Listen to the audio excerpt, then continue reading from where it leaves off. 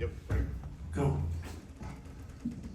Pete, I know we talk about over here lessons in terms of putting this all together, but when it's the veteran quarterback throwing 3 interceptions like that, I mean, I guess it goes without saying that you just can't have that happen from anybody.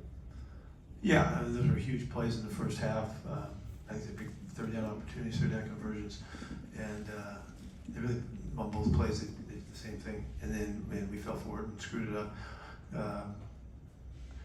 Yeah, you can't expect to turn the ball over like that and win. It's almost, it doesn't happen. But we overcame it because the defense was so spectacular in the first half, making those stops. They were great, and it gave us a chance. The score could have been ridiculous after the first quarter, but it wasn't. And so we learn, we grow, and we have to do better. I know Geno's sick. The 2 plays that they pick on him, the first 2 were just, we just didn't see it, got fooled by the coverage, and they got him. The other one on the crossing route, it's a play we throw all the time, and we rip in there. And I don't know if the ball was behind the receiver or not. I couldn't tell from my vantage point. But the guy makes a heck of a play too. Again, unfortunately.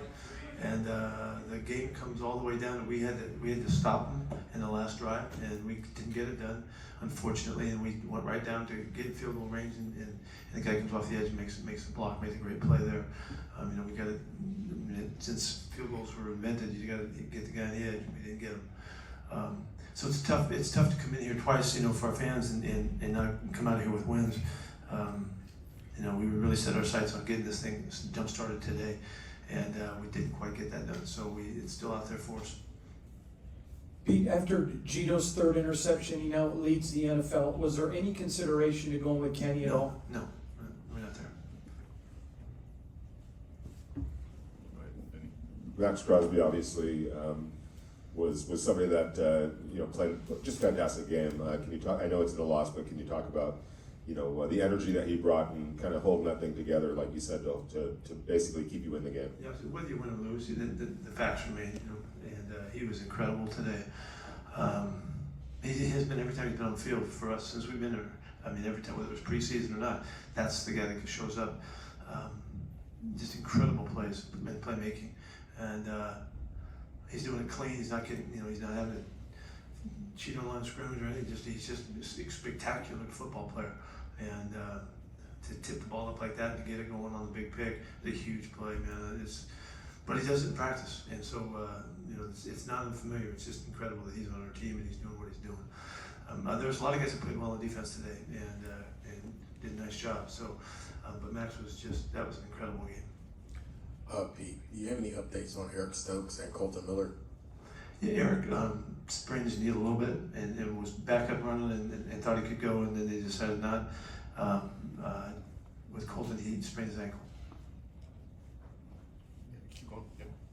Even though, Pete, back over here, how would you describe Ashton Jeanty's performance? You guys didn't come away with the win. How would you describe Ashton Jeanty's performance? It seemed like he got the breakout game you guys been looking for. Yeah, he certainly did. We ran the football for a ton. We protected all no sacks and 200 and something, 30, 40 yards rush, whatever it was. After all of what I'm sure was being talked about. I was thrilled for the guys up front. It was a great game for the offensive line. And to see Ashton get cooking like that, you can see how special he is. They can't tackle him in the open field, and he makes it look easy, which really good players do. So we're very fortunate that this game finally came. We were waiting for it, and everybody felt like it was just an eyelash from happening. And now that he's busted, you can see it. So Raheem did really well too, and complimented the 1-2 punch from those 2 guys was really excellent today. What did we rush for? 240 or something?